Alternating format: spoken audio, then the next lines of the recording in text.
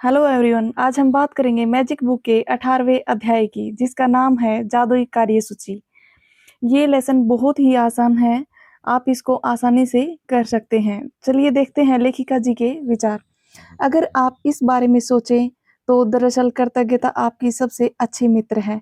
यह हमेशा आपके लिए मौजूद रहती है, हमेशा आपकी मदद करने के लिए उपलब्ध रहती है, आपको कभी नीचा नहीं दिखाती है, कभी निराश नहीं करती है। आप इस पर जितने ज़्यादा निर्भर होते हैं, यह आपके लिए उतना ही अधिक करती है तथा आपके जीवन को उतना ही अधिक समृद्ध करती है। आपका जादुई अभ्यास आपको दिखाएगा कि आप कृतज्ञता पर और अधिक निर्भर कैसे रह सकते हैं, ताकि यह आपके लिए कहीं अधिक जादुई चीज़ें कर सके। जीवन में हर दिन छोटी-छोटी समस्याएं अचानक सामने आ ही जाती हैं, जिन्हें सुलझाने की ज़रूरत होती है। ऐसे में कई बार हम बौखला जाते हैं, बशर्ते हमें स्थिति को सुलझाने का तरीका न मालूम हो।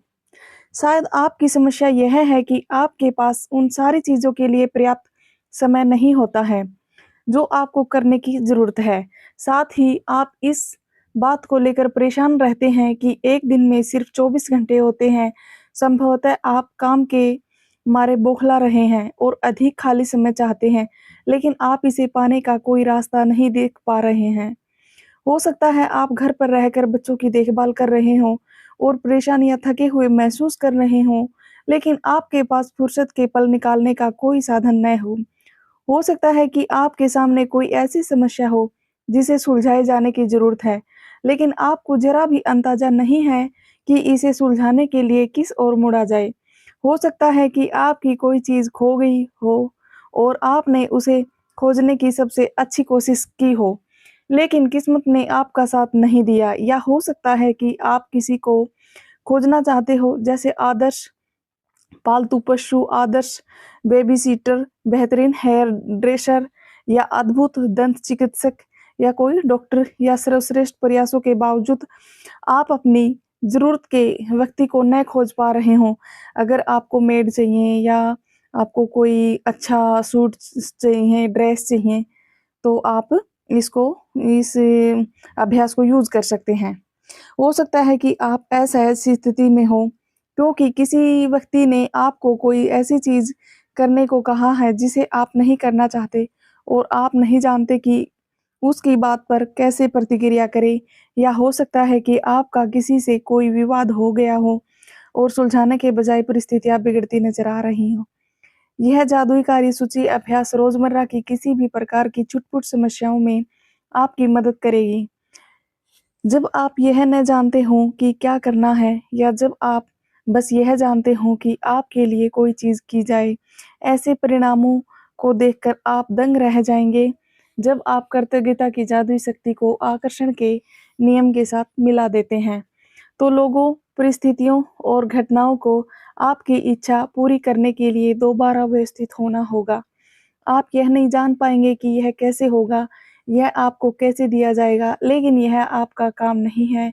आपका काम तो बस वर्तमान में अपनी इच्छा पूरी कर होने के लिए उतने कृतज्ञ होना है, जितने आप हो सकते हैं। जैसे यह सचमुच साकार हो चुकी है, फिर जादू होने दें। आज ही अपने सबसे महत्वपूर्ण काम की लिखित कार्यसूची तैयार करें, जिन्हें आप अपने लिए करना या सुलझाना चाहते हैं। सूची के सबसे ऊपर का इसका शीर्षक लिखें, जादुई कार्यसूची। आप अपनी सूची में ऐसे काम लिख सकते हैं जिन्हें करने का समय नहीं है या जिन्हें आप नहीं करना चाहते। साथ ही आप अपनी वर्तमान समस्याएं भी लिख सकते हैं, जिनमें रोजमर्रा के सबसे छोटे काम से लेकर जीवन की अधिक बड़ी समस्या या कोई बड़ी स्थिति शामिल हो। अपने जीवन के किसी क्षेत्र के बारे में सोचें जहां आपको अपने लिए कुछ सुलझाए जाने या कराने की ज़रूरत हो। जब आप अपनी कार्यसूची को पूरा कर लें, तो उसमें से 3 चीज़ें चुनें। आज उन पर ध्यान केंद्रित करें। कल्पना करें कि एक-एक करके हर चीज़ जादुई ढंग से आपके लिए की जा रही। कल्पना करें कि सारे लोग, परिस्थितियाँ और घटनाएँ आपकी खातिर यह करने के लिए प्रतिबद्ध हो रही हैं।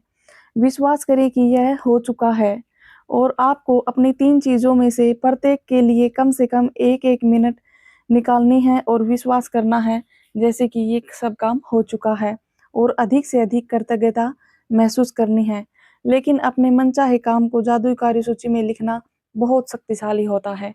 आपको समाधान के लिए चुंबक होना है, न कि समस्या के लिए। आपके पास समाधान है और समस्या सुलझ चुकी है। इस बात के लिए कृतज्ञ होने से समाधान आकर्षित होता है। लेखिका जी अपनी बेटी का एक उदाहरण बताते हैं कि उन्होंने कैसे अपना वॉलेट अपनी ओर आकर्षित किया। एक रात बाहर रहने के बाद मेरी बेटी को अगली सुबह पता चला कि उसका वॉलेट उसके पास नहीं है। उसे जरा भी अंदाजा नहीं था कि वह कहाँ खो गया है। उसने उस रेस्तरां में वॉलेट खोजा जहां उसने डिनर किया था। वह टैक्सी कंपनी भी गई जिसकी टैक्सी में बैठकर घर पहुंची थी। उसने स्थानीय पुलिस स्टेशन और सड़कों पर खोजबीन की। उसने आसपास के दरवाजे खटखटाए लेकिन किसी को भी उसका वॉलेट नहीं मिला था। उसने बैठकर अपनी आंखें बंद करी और मन ही मन वॉलेट की तस्वीर देखने लगी। उसने चित्र देखा कि वह वॉलेट हाथों में थामे है, उसे खोल रही है, अपना सामान टटोल रही है और उसे जबरदस्त कृतज्ञता महसूस हो रही है कि उसके पास वॉलेट है और हर चीज दोबारा अपने हाथों में मिल गई है। पूरे दिन जब भी मेरी बेटी ने इस बारे में सोचा, उसने हर बार कल्पना की कि वॉलेट उसके हाथों में है और उसे बहुत अधिक प्रसन्नता तथा कृतज्ञता महसूस हुई कि वॉलेट उसके पास लौट आया है। उस रात उसके पास एक किसान का फोन आया जो 100 मील दूर रहता था। किसान ने बताया कि उसे उसका वॉलेट मिला है। इस कहानी की असाधारण बात यह है कि किसान को वॉलेट सड़क पर सुबह-सुबह मिला था, वह भी मेरी बेटी के घर के ठीक बाहर। किसान ने तत्काल वॉलेट में संपर्क के लिए जानकारी टटोली। मालकिन का पता लगाने की कोशिश में कई फोन घुमाए लेकिन कोई फायदा नहीं हुआ। हताश होकर उसने कोशिश छोड़ दी और वॉलेट लेकर खेत पर चला गया। लेकिन खेत में घूमते घूमते उसे वॉलेट बार बार याद आ रहा था। उसने आखिरी बार इसकी मालकिन की खोज करने का निर्णय लिया।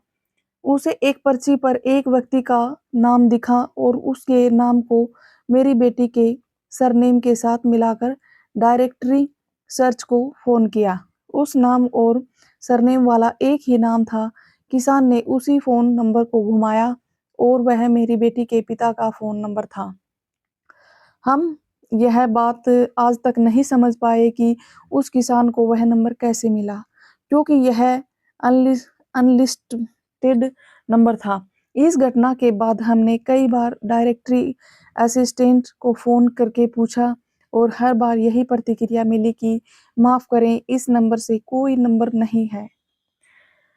उसने कृतज्ञ बनकर अपनी भूमिका निभाई कि उसे वॉलेट मिल गया और जैसा हमेशा होता है, कृतज्ञता ने अपना जादू कर दिया तथा उसका वॉलेट उस तक पहुंचने के लिए हर व्यक्ति, परिस्थिति और घटनाओं को यूनिवर्स ने सक्रिय कर दिया।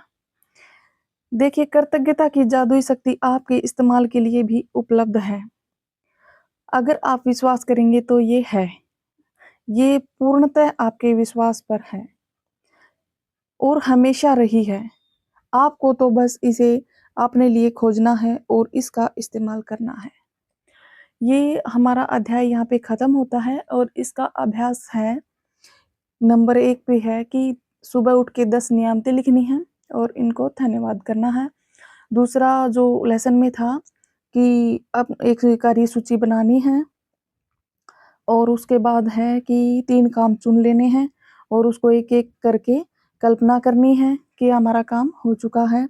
1-1 मिनट का समय देना है और रात को सोने से पहले अपना जादुई पत्थर हाथ में लें और अच्छी-अच्छी चीज़ों को जो दिन में हुई उनको याद करें। और हमारी वीडियो में अंत तक बने रहने के लिए बहुत-बहुत धन्यवाद। Thank you so much.